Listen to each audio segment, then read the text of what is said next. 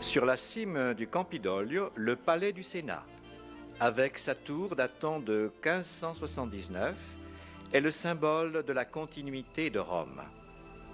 La splendide place et les façades de l'immeuble qui le délimitent sont le fruit du génie de Michel-Ange. Sur la balustrade de marbre s'élèvent de majestueuses statues, parmi lesquelles on dénote surtout les deux jumeaux Castor et Pollux. La basilique Sainte-Marie à Naracelli occupe le poste où se trouvait le temple païen de Ginon Moneta.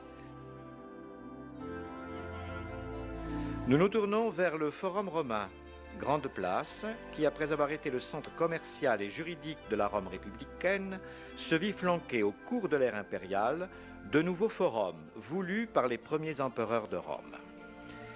Chaque siècle a laissé sa trace sur cette zone archéologique sans aucun doute magnifique.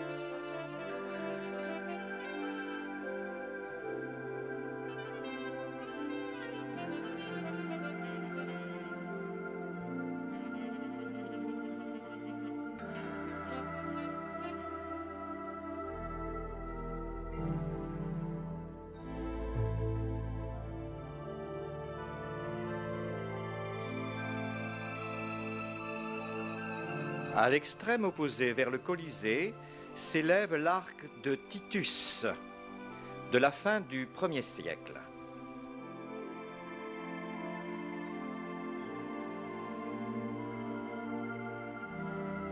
Isolée en hauteur se tient la colonne de Phocus, dernier monument du Forum romain dressé par un étrange et sanguinaire empereur byzantin au cours du 7e siècle après Jésus-Christ.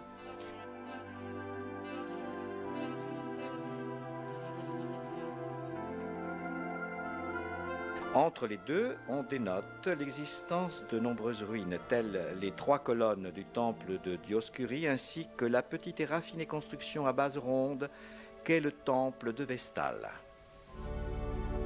La Curie, siège des séances du Sénat.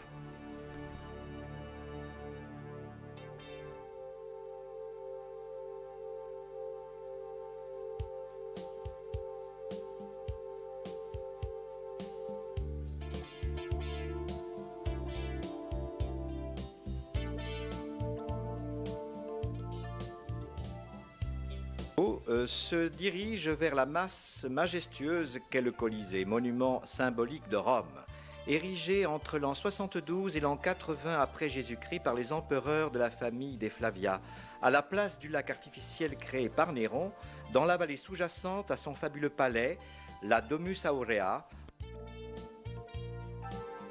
Le grandiose amphithéâtre, capable de contenir environ 80 000 spectateurs, était dédié aux spectacles sanguinaires tels les combats mortels entre gladiateurs, les chasses aux bêtes féroces, auxquels était également confiée l'exécution horrible des condamnés à mort. Parmi ceux-ci, les chrétiens ne manquèrent pas, surtout au cours des brèves périodes de persécution qui eurent lieu entre le IIIe et IVe siècle. La structure du monument est encore aujourd'hui impressionnante, aussi bien du point de vue architectural que fonctionnel. Les 3 rangs d'arcades en plastique superposés sont surmontés d'un attique sur lequel se fixaient les appuis du gigantesque vélarium manœuvré par les marins de la flotte du commandant-chef Miséna afin de protéger les spectateurs des intempéries. Sous l'arène, qui sera rétablie pour moitié au cours des restaurations commencées en 1995, on peut apercevoir les souterrains abritant les nombreux services indispensables au bon déroulement des Jeux ainsi que les équipements hydrauliques nécessaires non seulement pour nettoyer l'arène mais aussi pour la remplir d'eau afin de pouvoir accueillir les batailles navales.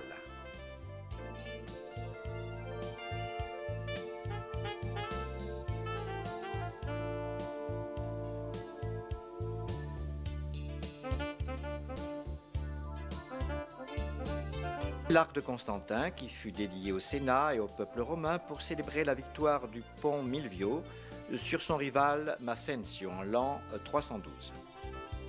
L'arc est considéré comme une véritable anthologie de la sculpture impériale romaine. Il est en effet décoré de reliefs datant de l'ère de Trajan à celle d'Aurélien, ainsi que de l'ère de Constantin. Sur l'attique s'insère la dédicace du Sénat et du peuple romain à Constantin.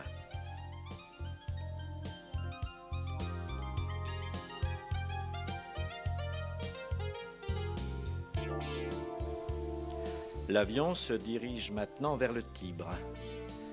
Voilà l'île Tibérine et la place de la Bouche de la Vérité. Il n'est point de visiteur qui n'ait mis à l'épreuve l'ancienne légende selon laquelle la bouche du macaron coupe impitoyablement la main de celui qui l'introduit en racontant un mensonge.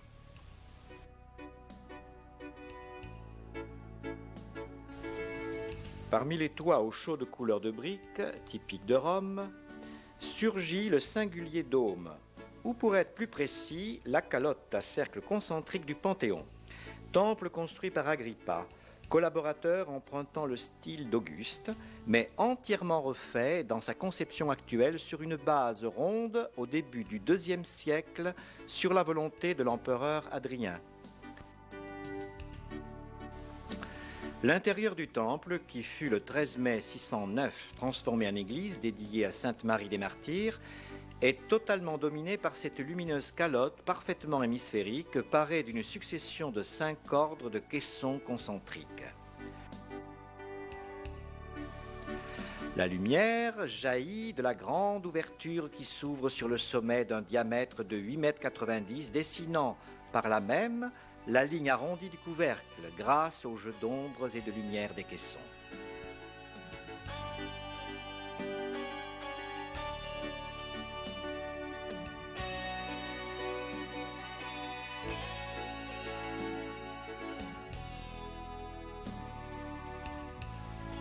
Au centre de la place de la prédominante rotonde, face à la nette façade du Panthéon, l'obélisque égyptien en provenance de la place voisine, place Saint-Macuto, y a été ainsi disposé au bord de la fontaine en marbre gris africain. Conçu en 1575 par le plus grand fontainier de Rome, Guillaume de la Porte.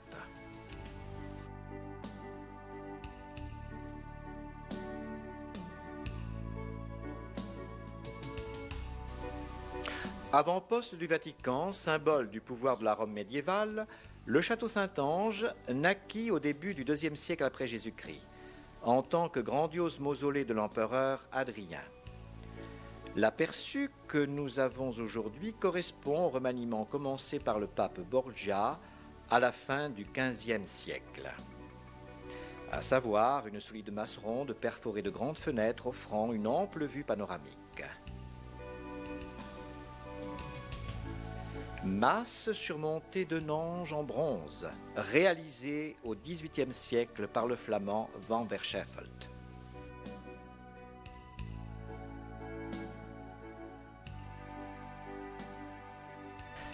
La destruction fut totale, il ne reste plus aucune trace des fortifications médiévales, tandis qu'a été sauvé le noyau intérieur de l'ancien mausolée d'époque impériale, dont les structures sont encore aujourd'hui clairement reconnaissables.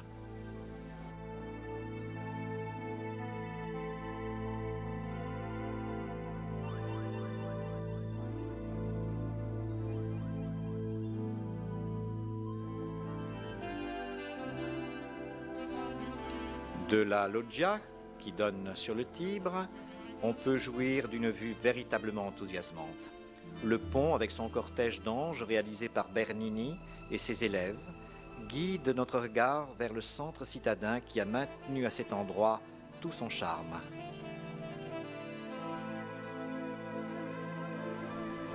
La belle forme oblique de la place Navone remonte à la fin du 1er siècle après Jésus-Christ, lorsque l'empereur Domitien y réalisa un stade capable de contenir 30 000 spectateurs.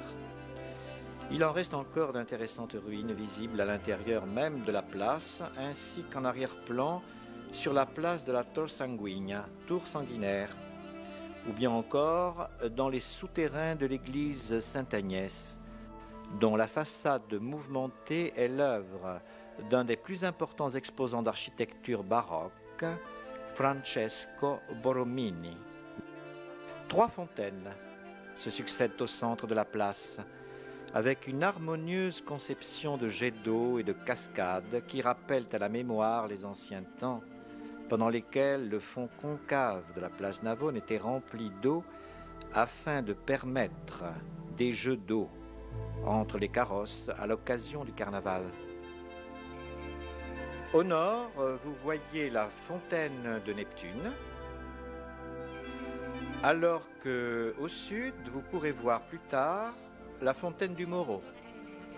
Au centre s'élève un autre chef-d'œuvre des années 600, la fontaine des fleuves de Jean-Laurent Bernini, maître puis rival de Borromini. Cette dernière est surmontée d'un obélisque égyptien provenant du cirque de Massencia, situé sur l'Appia Antica. La fontaine date de 1651, quelques années avant la réalisation de la façade. Il est à citer l'intrigante légende, qui n'est pas véritablement exacte, et selon laquelle 2 des statues fluviales adoptent une position gestuelle exprimant le désir de s'éloigner de cette façade par crainte de voir celle-ci s'écrouler sur elle.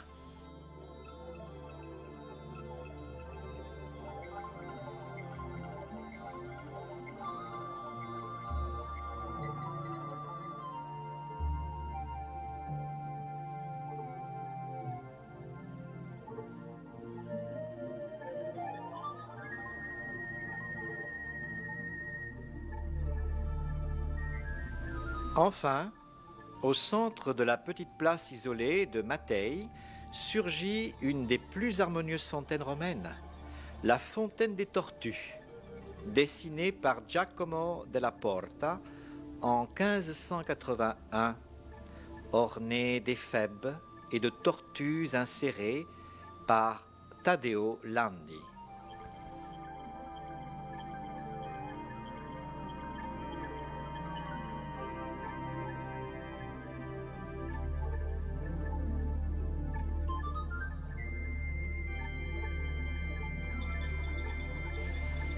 Et voici, avec un contraste significatif, une des places de Rome les plus réputées, fréquentées, quasiment écrasées, sous le poids de la grandiose fontaine de Trevi qui lui en donne son nom.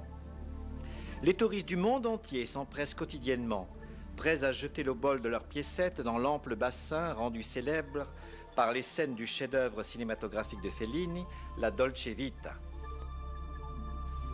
L'histoire de ce célèbre monument est longue et aventureuse. La fontaine, originairement, se trouvait dans la rue très voisine, rue de la Stamperia, et ce n'est qu'à l'époque d'Urbain VIII, de par le projet que ce pontife confia à Bernini, qu'on eut l'idée de l'installer sur son site actuel. La mort du pape en 1644 en empêcha la réalisation, et c'est seulement en 1732, presque un siècle plus tard, que débutèrent les travaux de construction de la fontaine scénographique, selon un nouveau projet de Nicola Salvi, inauguré 30 ans plus tard en 1762. Adossée sur une des façades les plus petites du palais Poli, la fontaine présente une suite de figures mythologiques et allégoriques, disposées de façon complètement fantaisiste sur un rocher rendu réel grâce à l'écoulement de petits ruisseaux d'eau en direction de l'énorme bassin qui occupe pratiquement toute la place.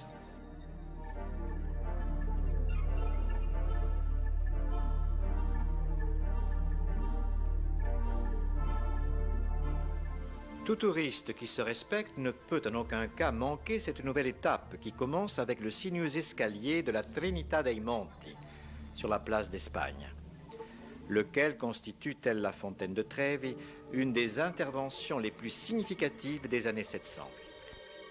Il fut réalisé entre 1723 et 1726 d'après le projet de Francesco de Sanctis.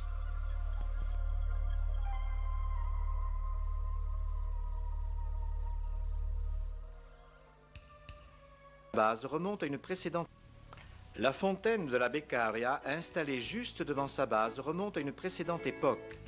Elle fut en effet découverte en 1629 par Pietro Bernini, père du célèbre Gian Lorenzo. L'escalier, considéré encore aujourd'hui comme un véritable salon personnel en plein air, a subi les dommages causés par une utilisation excessive et parfois abusive de la part des citadins ainsi que des touristes. Un travail attentif et minutieux de nettoyage et de restauration réalisé en 1995 lui a restitué son ancienne splendeur.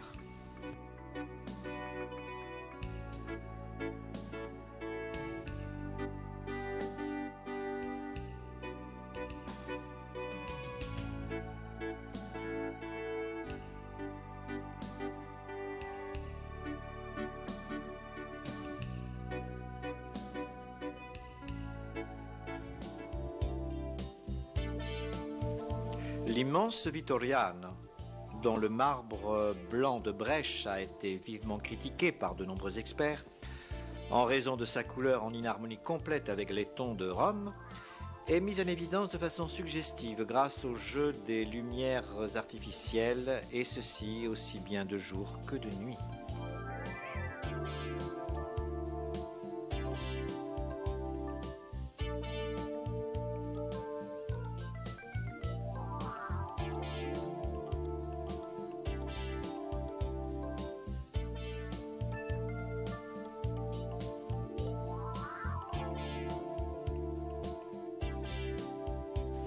Le rapide détour par les principales basiliques de Rome ne peut se conclure que par Saint-Pierre au Vatican, que l'œil de notre caméra cherche à l'arrière-plan d'une autre vue panoramique de Rome. Voici, au premier plan, l'embrassement des deux ailes de la colonne bernicienne qui délimite la place, ainsi que la majestueuse façade, mais surtout le dôme, dont on peut jouir plus agréablement de la beauté grâce à cette vue aérienne. L'harmonie de l'ensemble est en fait le fruit d'une superposition d'ouvrages très distants les uns des autres.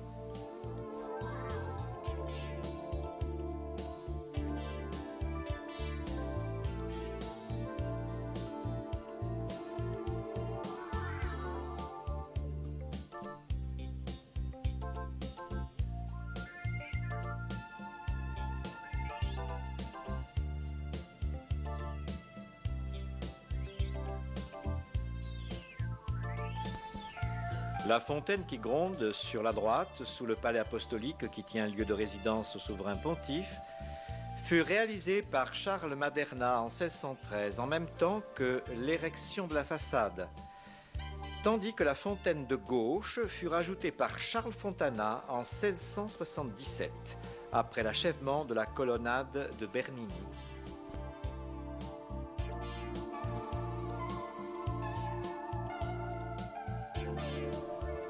L'obélisque central, par contre, était demeuré pendant pas moins d'un millénaire et demi à côté de l'actuelle basilique. Il fut transporté sur l'autel, centre de la place, en 1586 par Domenico Fontana, exploit qui fit d'ailleurs grand bruit. Presque un siècle plus tard, alors que Gian Lorenzo Bernini en fasse le point d'appui de son splendide édifice en forme d'ellipse, constitué d'une forêt de 288 colonnes alternant avec 88 piliers ordonnés en 4 files. Il est couronné d'une balustrade sur laquelle on a placé 140 statues de saints réalisées par les élèves de Bernini. L'hémicycle sur la gauche, duquel regarde la basilique, se détache en arrière-plan du ver Gianicolo. Derrière celui de droite s'élèvent les palais du Vatican, et à côté de la basilique, la chapelle Sixtine.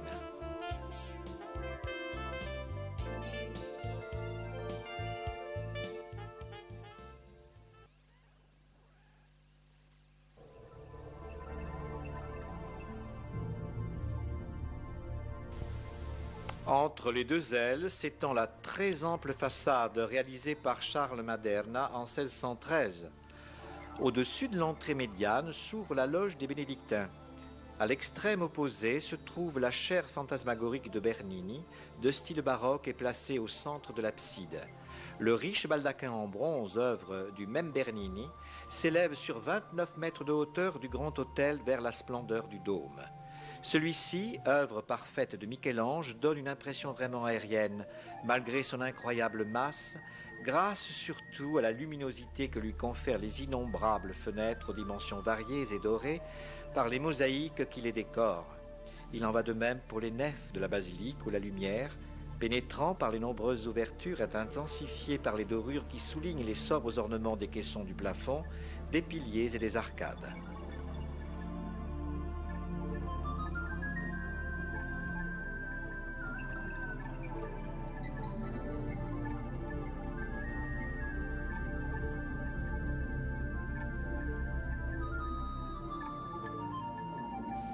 Parmi les grandes œuvres conservées dans la basilique, voici, près de la balustrade ovale du confessionnal, l'ancienne statue de bronze de Saint-Pierre, sujet de toutes les dévotions des fidèles en provenance du monde entier et qui l'ont carrément poli en lui baisant le doigt de pied.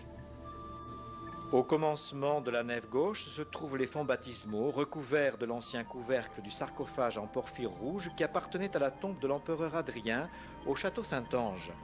Le couronnement sculptural fait de volutes et de chérubins avec pour point culminant la figure de l'Agnus Dei est l'œuvre de Charles Fontana et date des années 600. Les bénitiers disposés à côté de la nef centrale avec ces gigantesques chérubins de près de 2 mètres de haut retiennent l'attention du visiteur. L'émotion suscitée par l'inoubliable Pietà, sculpté par Michel-Ange alors même qu'il n'avait pas encore atteint sa 25e année, est particulièrement intense et profonde. Malgré la vitre qui protège l'ensemble installée à la suite d'un acte de vandalisme qui eut lieu en 72, elle réussit néanmoins à mettre en évidence toute la douleur retenue et qui se dégage du visage toujours jeune de la Vierge qui tient dans ses bras le corps inerte et abandonné de son fils mort. Sur la bande qui traverse le buste de la mère, on aperçoit clairement la signature que l'artiste voulut y insérer, afin de démentir les dires selon lesquels l'œuvre appartenait à des sculpteurs plus anciens et plus expérimentés que lui.